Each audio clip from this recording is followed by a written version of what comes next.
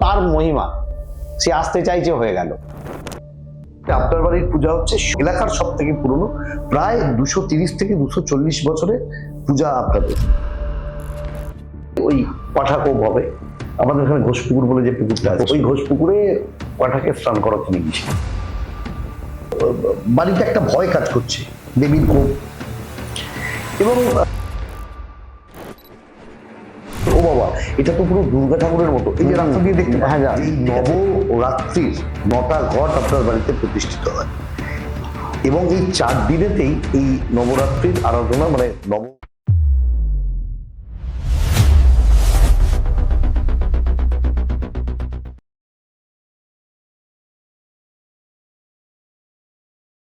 নমস্কার, চলন দীঘাতে আপনাদের সকলকে স্বাগত।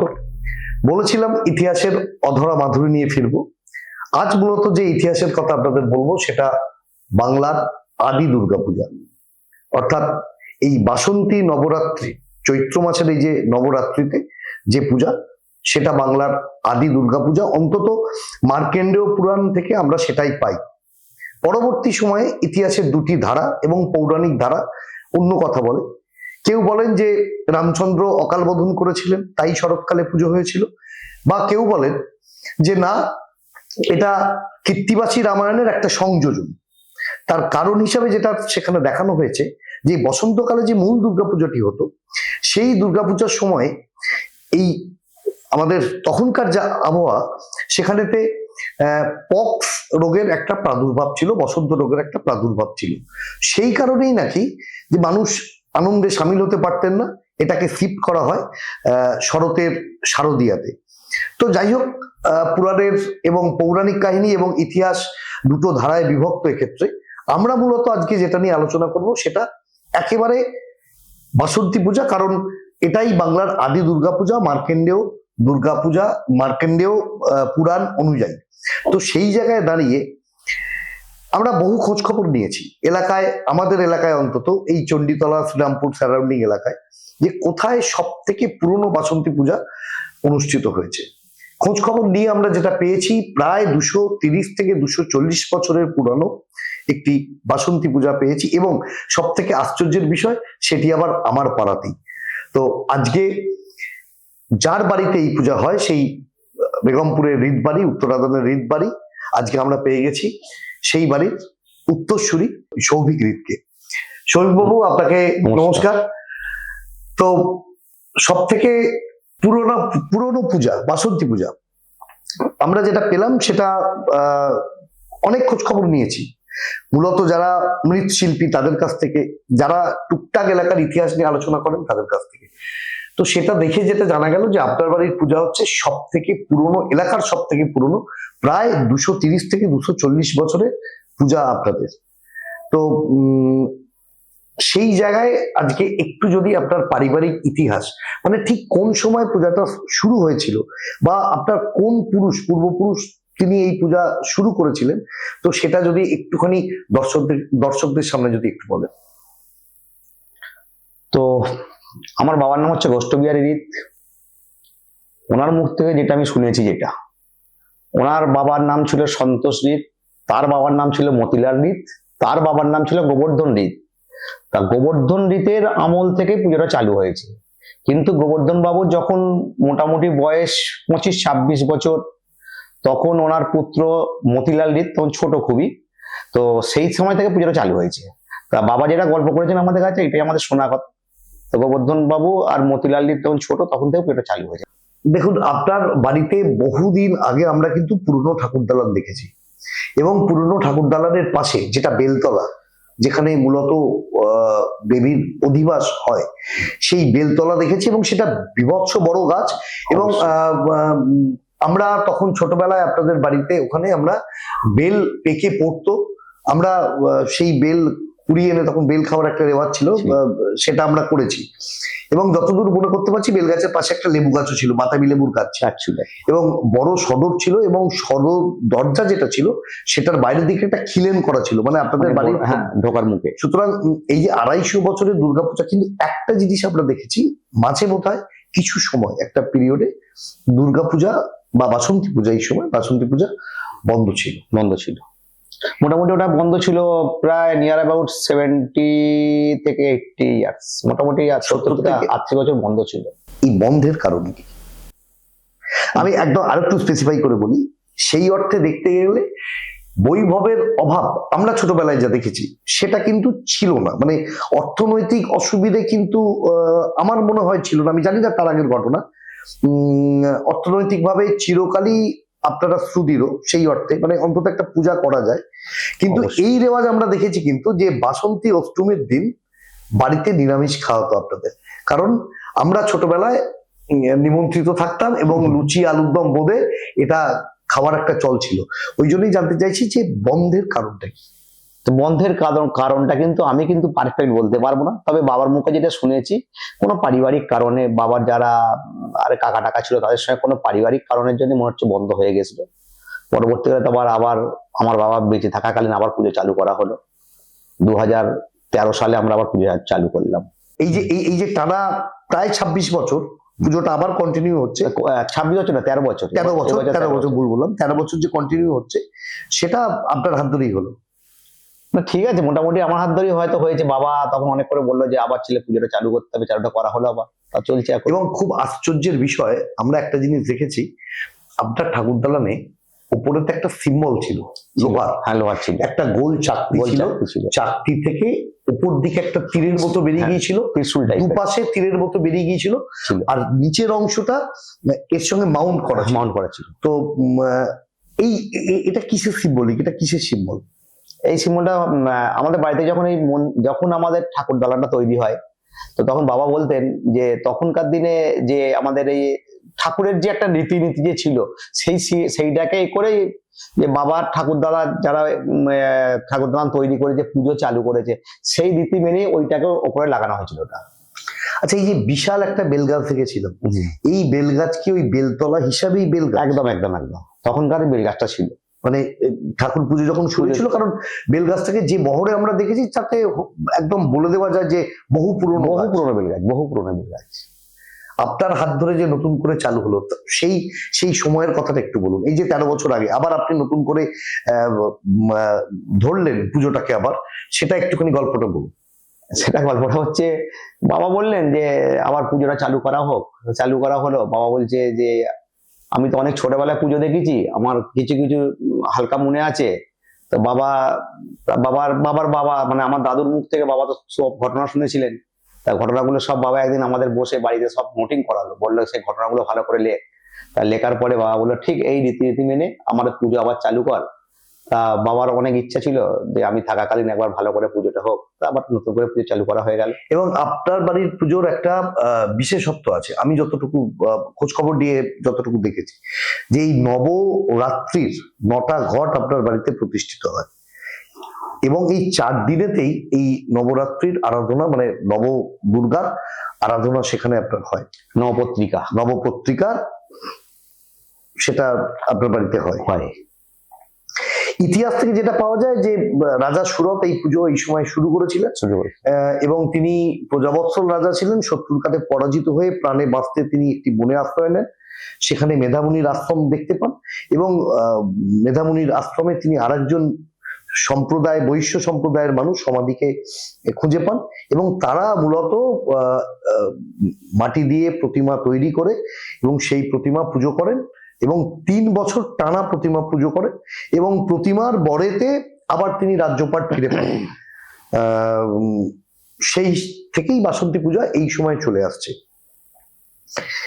এই যে আরেকটা ইতিহাসের ধারা যেটা বলছিল যে এই সময় বসন্তের প্রাদুর্ভাব, সেই কারণে পরবর্তীকালে শারদীয়া। তো আমি কোনো জায়গায় বা কেউ বলেছেন যে এমন একটা সময় ছিল যে দেবী বাড়িতে দেবীকে আনা হয়েছে, সেই সময় হয়তোবা এটার কোনো পরীক্ষিত সত্য বা খুব সমর্থিত তথ্য আমরা পাইনি, এরকম একটা ঘটনা আপনার বাড়িতে ঘটেছিল। তারপর থেকে পূজা বন্ধ থাকে, তারপরে আপনি আবার নতুন করে এত বছর, প্রায় 70 থেকে 80 বছর পর আবার পুজো চালু করলেন। এরকম কি আপনি শুনেছিলেন? মানে আপনার বাবা এরকম গল্প বলেছিল বাবা। আচ্ছা, স্পেশাল রীতিনীতি যেটা আপনার বাবা আপনাকে বলে গেছেন, আমরা যেটা দেখতে পাই আপনার বাড়ির দুর্গা প্রতিমার ডাকের সাজ হয়। এগুলো বাবা বলে গেছেন এগুলো সব। আমাদের আগেকার যখন পুজো হতো, পুজোর যেরকম যা সিস্টেম ছিল বাবা যেরকম বলে গেছেন আমরা সেইগুলো সেরকম খুব মেনটেন করে আমরা করার চেষ্টা করছি প্রতি বছরই। এবং নিষ্ঠার সঙ্গে পুজো হয়। আপনাকে দেখেছি যে নবপত্রিকা স্নান করাতে আপনি একেবারে পুরো বাঙালি প্রথা অনুযায়ী ধুতি পাঞ্জাবি পরে আপনি নবপত্রিকা স্নান করাতে যান। হ্যাঁ যাই সেটা। পুজোর ইতিহাস একটু বলুন, মানে এই যে মানে আপনার বাড়ির পুজো আমরা যেটা প্রথমে দেখেছি সেটা একটা বিরাট ব্যাপার। পাড়ায় প্রচুর লাইট, ওপরে বিরাট প্যান্ডেল, সেখানে সারা পাড়ার লোক নিমন্ত্রিত, আমরাও গেছি সেখানে, এবং পাশাপাশি একই রকম বৈভবে চলে আসছে। বাড়িতে বেশ কিছু দুর্ঘটনা ঘটে গেছে, আপনার বাবা মারা গেছেন, দাদা চলে গেছেন, তারপরেও সেই বৈভবে এতটুকু খাটো হয়নি বৈভব কোনো জায়গায়। এর বিশেষত্ব কি? এর বিশেষত্ব হচ্ছে ওই যে বললেন রাজা যখন 3 বছর টানা পুজো করার পর তার রাজ্যপাট ফিরে পেয়েছিল, আমিও মনে হচ্ছে আমার মধ্যে সেরকম কিছু বুঝতে পারছি যে আমরাও পুজো করার নতুন চালু করার পর থেকে আমরাও যেন আমাদের সাব রিটার্ন পাওয়া চালু হয়েছে। আত্মীয় স্বজন বাড়িতে যারা আসতেন তারা এখন আসা যাওয়া ইত্যাদি ইত্যাদি সেগুলো হয়েছে। তো আপনার বাড়ির পুজোর আরেকটা দিক হচ্ছে, সেটা হচ্ছে ভাসান। একবারে সিঁদুর খেলতে খেলতে সেটা আমরা দেখেছি। আচ্ছা, এই যে 4টে দিন যে পুজো হচ্ছে, মানে সপ্তমী, অষ্টমী, নবমী এবং দশমী, আলাদা করে কি কিছু আছে? পুরোটাই কি দুর্গাপুজোর মতো হয়? হ্যাঁ পুরোটাই একদম পুরো একটা দুর্গাপুজো যেরকম সিস্টেম, যেরকম রিয়াজ রীতি মেনে করতে হবে একদম সেরকম কোনো কিছু আলাদা নেই। আপনার প্রতিমা বাড়িতেই তৈরি হয়? আমার বাড়িতেই প্রতিমা তৈরি হয়। এবং খুব আশ্চর্যের ব্যাপার, আপনার পুরনো ঠাকুর দালান বা সদর ঘর যেখানে ছিল ঠিক সেখানেই কিন্তু মায়ের হয়েছে। আবার দেবী এসে তার অধিষ্ঠান বলুন, অধিবাস বলুন, যাই বলুন না কেন, ঠিক সেইখানেই। তো এটা কি নিজেই ঠিক করেছেন, না এটা কাকতালীয় ভাবে মিলে গেছে? এটা এটা এটা না, এটা ব্যাপারটা হয়ে গেছে কি, আমাদের যখন ওখানটা আগে ঠাকুর দালান ছিল যেখানে মা বসতেন, তো যখন আমরা পুজো করবো বলে ঠিক করছি তখন আমার যে আরো আমাদের ফ্যামিলি আলাদা যারা পার্ট ছিল, যারা বাবার যারা উত্তরসূরি যারা ছিলেন তাদের সঙ্গে প্রবলেম চলছিল, তখন মায়ের কিন্তু জায়গাটা আমরা কোন জায়গাটায় করব, কি করে করবো, এটা নিয়ে বাবা খুবই চিন্তিত ছিলেন। যে বছর আমরা চালু করলাম 2013 সালে, হঠাৎ করে দেখলাম যে ওই জায়গাটার মানে আনুষঙ্গিক জায়গা একটা নিয়ে মোটামুটি ওই বছরে হঠাৎ করে একটা জায়গা তৈরি হয়ে গেল। হ্যাঁ, কারণ হঠাৎ করে হয়ে গেল, কারণ নতুন বাড়ির প্ল্যান, বাড়ি যেভাবে তৈরি হয়েছিল তার সঙ্গে ওই জায়গাটাকে নিয়ে আসাটা হঠাৎ করে ওই সময় হঠাৎ করে হয়ে গেল, যেন মাই যেন সব করে দিল যে আমি ওইখানেই বসবো, আমার ওই কোনটাতেই আমার পুজো হবে, ওইখানটাই বসবো। আমরা সেই জায়গাটা করে ফেললাম। আর ও প্রথম যখন পুজো করলাম, তা পুজোটা করার সময় আমাদের টাইম বেশি লাগেনি, 1 মাসের মধ্যে সব রেডি হয়ে গেল, কেন সবই তার মহিমা, সে আসতে চাইছে হয়ে গেল।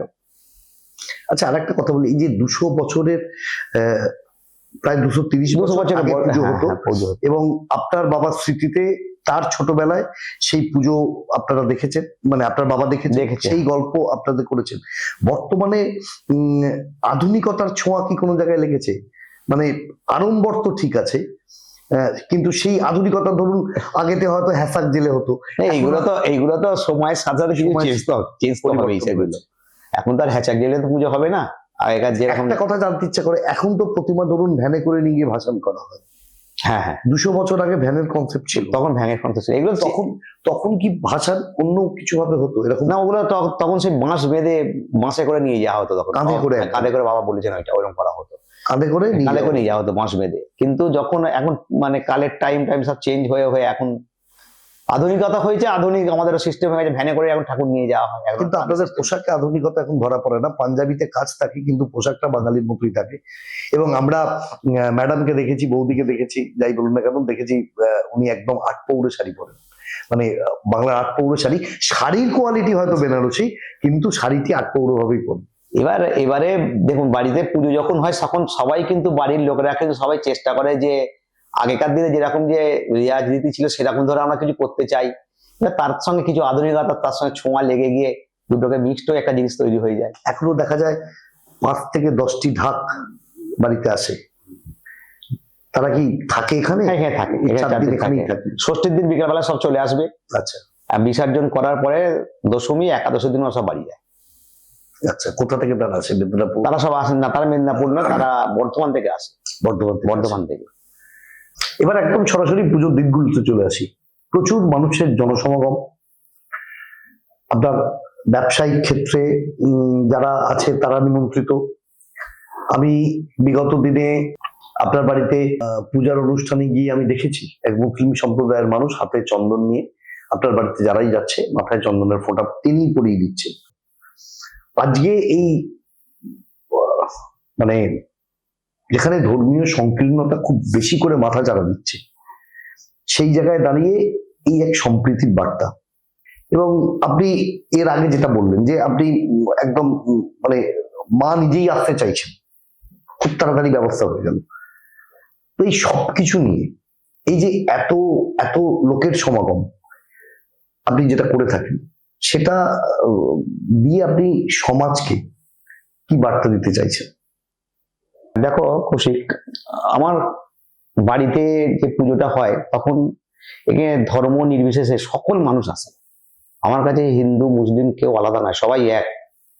সকলকে নিয়ে আমরা যে একত্রিত হয়ে এই পুজোটা করি, আমার শুধু ভালো লাগে না, আমি যে সমাজে তুমি যে বলছো এই বার্তা দেওয়ার কথা, বার্তা হচ্ছে কি আমরা সম্প্রীতি বজায় রেখে আমাদের এই ধর্ম, আমরা কোনো ধর্মকে কোনো এ না করে আমরা সম্প্রীতি বজায় রেখে এটাকে ধারাটাকে নিয়ে চলে যাচ্ছি বা চালাতে চাইছি। আমি সবাইকে দেখাতে চাইছি যে হ্যাঁ এইসব আমরা সবাই এক, আমরা কেউ আলাদা নয়।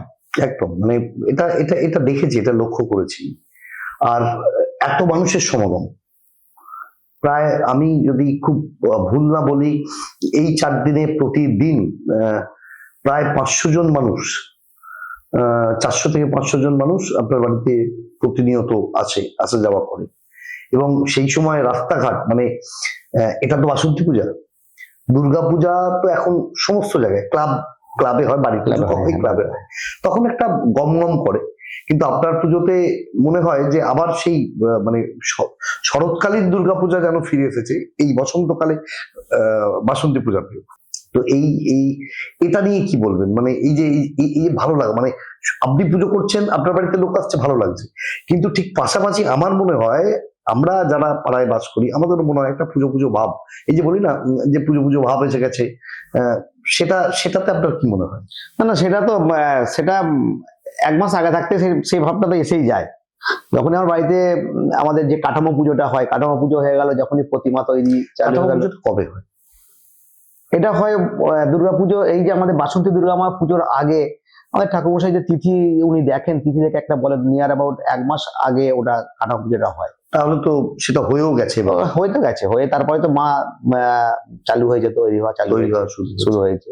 এবার বাকিটা তুমিও তো 4 বছর বাড়িতে পুজো চালু করেছো, তুমিও তো ব্যাপারটা সব বুঝতে পারছো, বলো কিরকম ব্যাপারটা হচ্ছে। আমার চালু করাটা একটু অন্যরকম। আমার চালু করাটা হচ্ছে খুব সত্যি কথা বলি, একসময় বাড়িতে দুর্গাপূজা হতো, সেই তার পিছনে একটি গল্প আছে, দুর্গাপূজা বন্ধ হয়ে যাবার পিছনে। আমার বাবার দাদু মহাদেব শীল, তিনি তখন ইয়াং একদম, তিনি খুব অল্প বয়সে মারা গেছেন। মানে অল্প বয়স বলতে 47-48 মারা গেছে, 47-48 বছর বয়সে। তো পূজা চালু করেছিলেন, পূজা চালু করে ওই পাঠাকোপ হবে, আমাদের এখানে ঘোষপুকুর বলে যে পুকুরটা আছে, ঘোষপুকুর, ওই ঘোষপুকুরে পাঠাকে স্নান করাতে নিয়ে গেছিলেন। কোপের আগে তো স্নান করাতে হবে, তো স্নান করাতে নিয়ে গিয়ে তিনিও স্নান করেছেন। সেই থেকে খুব সম্ভবত তার একটা শরীরে একটা অসুখ তৈরি হয়, সম্ভবত নিউমোনিয়া। পুজোর কটা দিন তো কেটে গেছে, কিন্তু তারপরেই তিনি নিউমোনিয়াতে মারা যান। আচ্ছা। তো দেবীর কোপ বা ইত্যাদি ভেবে পূজা বন্ধ করে দেওয়া হলো। পরবর্তী সময়ে বাড়িতে দুর্গাপূজা হতো, আমারও শোনা, এটাকে শুরু করতে চাই।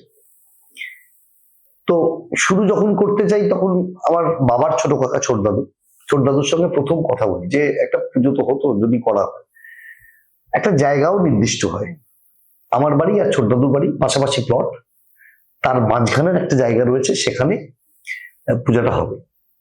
কিন্তু দেখা গেল বাড়ি থেকে চরম আপত্তি, মানে তখনও বাড়িতে একটা ভয় কাজ করছে, দেবীর কোপ।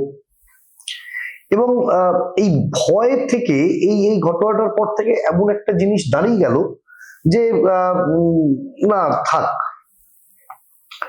আমি হাল ছাড়বার ছেলে নই। আমি বিভিন্ন যারা শাস্ত্র জানেন, আমি শুধু ব্রাহ্মণ সম্প্রদায়ের কথা বলবো, অবশ্যই যারা শাস্ত্র জানেন আমি তাদের সঙ্গে কথা বলতে শুরু করলাম। তো কথা বলতে বলতে যেটা দাঁড়ালো, বললো হ্যাঁ করতেই পারছে। মা রাজি হবেন, হচ্ছেন না কিছুতেই। আমি যত জ্ঞানী হই বা জ্ঞান যত আহরণ করেই নিয়ে আসি না কেন, যদি আবার এ ধরনের ক্ষতি হয়, মা রাজি হচ্ছে মা না রাজি কিছু। হচ্ছেন না। তো তখন একটা রাস্তা বেরিয়ে এলো, ঠিক আছে শরৎকালীন দুর্গাপূজা যদি নাই হয়, তো বাসন্তীকালীন দুর্গাপূজা দুর্গাপূজা করতে অসুবিধা কি আছে? অসুবিধা কি আছে? বাসন্তী পূজা করতে অসুবিধা। অসুবিধা কি আছে? দুর্গাপুজো হোক একটা। হ্যাঁ, তো আলটিমেটলি যেটা দাঁড়ালো, দুর্গাপূজা হোক একটা, আলটিমেটলি যেটা দাঁড়ালো সেটা এখানে হলো, বাসন্তী দুর্গা বাসন্তী চালু দুর্গা হয়ে গেল। চালু হলো। এর পাশাপাশি প্রথম বছরে নর্মাল ভাবে পুজো হয়েছে। তখন আমি রিসার্চে রয়েছি এবং হেভি মেটাল লেডের উপর আমার কাজ হচ্ছে একটা জেনোটক্সিসিটির উপর। সেখানে লেড জেনোটক্সিসিটি করে, কিন্তু পুকুরেতে প্রচুর পরিমাণে, পুকুরের জল এবং কাদায় প্রচুর পরিমাণে লেড পাওয়া যাচ্ছে এবং সেটা মাছের বিশাল ক্ষতিকারক। ক্ষতিকারক বলতে মাছের জিনগত পরিবর্তন ঘটছে। ওটাই আমার কাজ ছিল। করতে গিয়ে লেড জলে কেন খুঁজতে খুঁজতে গিয়ে যেটা দেখলাম সেটা হচ্ছে মূলত পোস্ট আইডল ইমার্শন কন্ডিশনে, মানে ঠাকুর জলে ভাসান করার পর হ্যাঁ, লেডের পরিমাণ জলেতে সব থেকে বেশি হলো। বেশি বেড়ে যাচ্ছে। খুঁজতে গিয়ে দেখা গেল যে ঠাকুরের গায়ের রং রং থেকেই লেটটা বেশি আহ, হচ্ছে ওদের। জলে মিশছে লেড। তো আমার পুজোর বিশেষত্ব হচ্ছে আমি ঠাকুরের গায়ে যে রংটা লাগাই সেটা লেড ফ্রি। একটু খরচা বেশি হয় কিন্তু সেটা লেড ফ্রি। এক, দ্বিতীয় কথা, আমার কাছে পুজো মানে যতটা না আমি খুব খোলাখুলি বলছি, মা মা মা মা যতটা না, তার থেকে বেশি বন্ধু বান্ধব আত্মীয় পরিজন সবাই বাড়িতে থাকবে, এটা উৎসবের মেজাজ। একদম ঠিক আছে, একদম। এবার এটা আমার কাছে। কিন্তু আমার বাড়িতে যারা রয়েছেন, আমার মা রয়েছেন, বাবা ছিলেন, তো এদের কাছে পুজো করা একদম নিষ্ঠা। একদম একদম। সুতরাং প্রত্যেক বছরই ছোটখাটো একটা কনফ্লিকশন হয়, এই ছুঁয়ে দিলি কেন, এই গঙ্গাচান করতে যাবি কেন, ইত্যাদি হয়। এগুলো তো আমি কোনো কালেই মানি না, বা এই খাওয়ার নিয়ন্ত্রিত। ব্রাহ্মণের কাছ থেকে যেটা বা শাস্ত্র যারা করেন যেটা আনা পাওয়া গেল সেটা হচ্ছে যে ওই আর বলি হবে না, আমিও বলি প্রথার সম্পূর্ণ বিরুদ্ধে। আমাদের বাড়িতেও সাই। হ্যাঁ, এবং বৈষ্ণব মতে পুজো আবার স্টার্ট হলো। এবারে 4 বছর হবে। সমস্ত ওই কাঠামো পুজোটা শুধু আমার হয় না, কারণ আমি কাঠামো রাখি না। আর একেবারে নিয়ম নিষ্ঠা মেনে মা, আমার স্ত্রী, বৌমা, বোনেরা সব আছে, তারাই করে। আর পারিবারিক একটা হই হুল্লোড়ের ব্যাপার থাকে। আমার পুজোতে কি যেমন কিছু নিয়ম তৈরি করে দিয়েছি, যেমন আমার পুজো আমাদের ব্লাডের যে কেউ কন্টিনিউ করতে পারবে অবশ্যই। মানে সেটা আমার মেয়ে যদি মনে করে, আমার মেয়ে পুজো করতে পারবে এবং পুজোর সংকল্পও সে করতে পারবে। মানে ছেলেই হতে হবে নিয়ম আমি রাখিনি। আর দ্বিতীয় কথা, ঢাক আমারও আছে, ওই বীরভূমের কিন্নাহাট থেকে একটি, ও প্রত্যেক বছরে আসে, ও আসে, আমার একটাই ঢাক হয়। আর সিঁদুর খেলা টিঁদুর খেলা এগুলো তো থাকেই, থাকবে, কমন হয়ে গেছে। এটা আনন্দও লাগে। আশপাশের সব বৌদিরা কাকিমারা সবাই এসে এটা করে। আর তারপর তো একটা রেওয়াজ আমি মানি, সেটা বলেই দিই, সেটা হচ্ছে তোমার ঠাকুর বেরোনোর পর ঠিক আছে, এবং তোমার বাড়িতে পুজো দিয়ে, পুজো পাঠিয়ে আমার বাড়ির পূজা স্টার্ট হয়। মানে এটাই প্রতি বছর দেখেছি, আমি দেখি। ঠিক আছে, কারণ যখন আমার বাড়িতে পূজা হতো না তখন তো সব আনন্দটা আমার ওখানেই হতো। এবং সেক্ষেত্রে একটা পূজার নৈবেদ্য যাকে বলে সেটা তো যেত। তো এই হচ্ছে আমার বাড়ির পূজার ব্যাপার। যাই হোক, এখন সেই অর্থে পাড়াতে তুমি করছো, আমি করছি, এখন দুটো পুজো একটা উৎসবের মেজাজ পাড়ায় চলে। তবে তুমি বট গাছ হলে আমি দুব্ব গাছ না, সেরকম কিছু কৌশিক, সেরকম কিছু ব্যাপার নয়। এটা একটা ব্যাপার। আগামী দিন দুব্ব গাছকে আমরা তোমাকে মিলে তোমাকে বট গাছ তৈরি করবো। সেটা তো থাকবেই, চেষ্টা সবসময় থাকে, সেটা দিয়ে কথা না। আর দ্বিতীয় ব্যাপার, আমরা অনেকক্ষণ আজকে কথা বললাম। এলাকার মানুষ, সত্যি কথা, যারা জানতো যে সৌভিক রীতের বাড়িতে পুজো হয় বা গোষ্ঠবাবুর বাড়িতে পুজো হয়, তারা এই ইতিহাসটা জানতো না। এই জানতো যে না। 250 বছর হ্যাঁ, হ্যাঁ। ইতিহাস, এই এটা জানতো না। অনেকেই জানে না। একটা বিরাট বড় ঠাকুর দালান তোমার বাড়িতে ছিল, আমারও পুরোনো হ্যাঁ, বাড়িতে একটা ঠাকুর ছিল। দালান ছিল, সেখানে দুর্গা আসতো এবং সেটা বেশ উঁচুতে ছিল, তার 7খানা সিঁড়ি ছিল, 3টে দরজা ছিল, আমরা ওই সিঁড়িতে আবার বাচ্চাবেলায় কিতকিত খেলতাম। আমার বাড়িতে যে যে বিশাল বড় ঠাকুর দালান ছিল, তার সঙ্গে 4টে ঘর ছিল। সেই ঘরেতে এত বড় বড় সব আগেকার দিনের সরঞ্জাম ছিল, যেসব নিজস্ব করা ছিল, বড় বড় হাড়ি ছিল, রান্না টান্না হতো। রান্না টান্না সব এখন নিজস্ব। তো সেটা অনেক কম হয়ে গেছে, এখন তো হ্যাঁ, আউটসোর্সিং হয়ে যায়, আমরা কাউকে ব্যাস, বলে ব্যাস, দিই, ব্যাস। কোনো ক্যাটারার ওখান থেকে করা দিয়ে হয়। যায়, এইসব হয়। তখন তো তবে একটা খুব খুব সুন্দর কথা আজকে আমি তোমার কাছে জেনে গেলাম, যে বছরের রংটা আমি নিজে কিন্তু এই লেট ফ্রি রংটাই করবো আমি। চেষ্টা করো।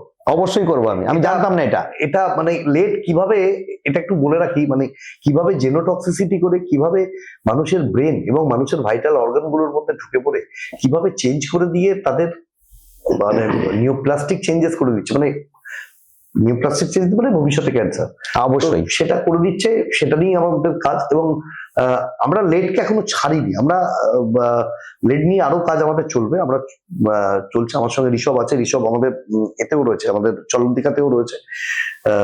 তো ওরা ব্যাক অফ স্ক্রিনে থাকে সব সময়। তো আমরা লেড নিয়ে আরো কাজ চলছে, কিছু তোমার মোটর গাড়ির এমিশন শেখানো হচ্ছে। যাই হোক, আজকে যেটা আমি বলতে চেয়েছিলাম, যেটা দর্শকদের দেখাতে চাইলাম, যে বাসন্তী পূজা হয় কোথায় হয় খুব বেশি লোক জানে না। অনেক লোক জিজ্ঞাসা করে, ও বাবা এটা তো পুরো দুর্গা ঠাকুরের মতো, এই যে রাস্তা দিয়ে দেখতে পাই, হ্যাঁ জানি। ঠিক আছে, তাদের কাছে কনসেপ্টটা থাকে না। অন্তত সেই কনসেপ্টটা আজকে এই চলন্তিকা চ্যানেলের মাধ্যমে, এই তোমার প্রায় 230 থেকে 40 বছরের পূজা, মাঝে পূজা বন্ধ ছিল, তারপরে আবার তুমি 13 বছর কন্টিনিউ করছো, তো এইটা। এবং বাসন্তী পূজা যে বাংলার আদি দুর্গা পূজা, ইতিহাসের ধারায় কিন্তু এইটাই জায়গায় বলছে। হ্যাঁ লেখা তো আজকে দর্শকদের আমরা সেটা শোনালাম, আপনারা সবাই শুনলেন বাসন্তী পূজার ইতিহাস। এবং বেগমপুরের এই রীতবাড়িতে যে এতদিন ধরে বাসন্তী পূজা হচ্ছে, সেটা হয়তো অনেকেই জানেন না, সেটা আজকে জানলেন। ইতিহাস নিয়ে ফিরবো আমরা বারবার, চলন্তিকা আপনাদের সঙ্গে থাকবে, তাই চলন্তিকার সঙ্গে থাকুন। লোকাল জায়গার ইতিহাস যেমন জানবেন, আমরা নিশ্চিতভাবে আরো ব্রডে কাজ করব। আমরা আরো অনেক জায়গাতেই এই কাজ, মানে অনেক ইতিহাস, যে ইতিহাস কালের নিয়মে চাপা পড়ে গেছে, সেগুলোকে তুলে ধরবো। সঙ্গে থাকুন, চলন্তিকাকে দেখুন, সাবস্ক্রাইব করুন। আজ এই পর্যন্ত।